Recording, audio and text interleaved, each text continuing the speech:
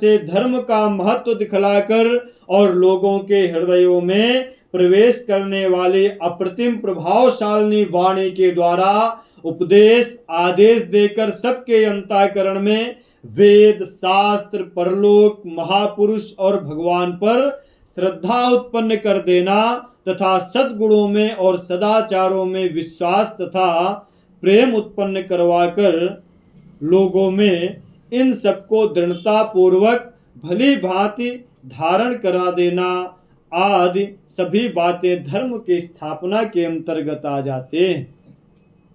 मैं युग युग में प्रकट हुआ करता हूँ। भगवान के कहने का तात्पर्य है कि यद्यपि भगवान बिना ही अवतार किए अनायास ही सब कुछ कर सकते हैं। कर बिन कर्म करे विधि नाना, है ना वो, हाँ, करे विधि नाना।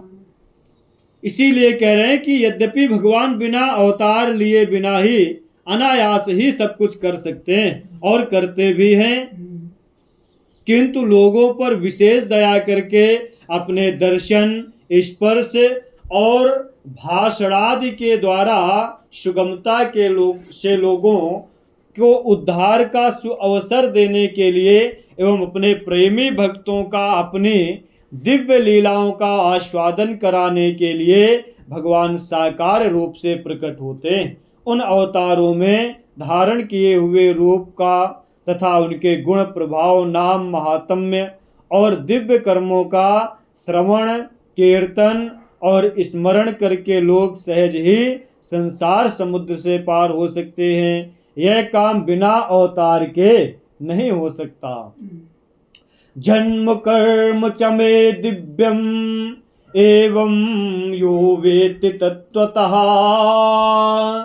त्यक्त्वा देहं पुनर्जन्म नैति मामेति सोऽर्जुन। हे अर्जुन, मेरे जन्म और कर्म दिव्य अर्थात निर्मल और अलौकिक हैं।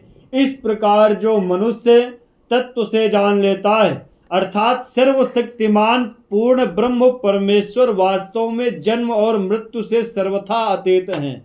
उनका जन्म जीवों की भांति नहीं है।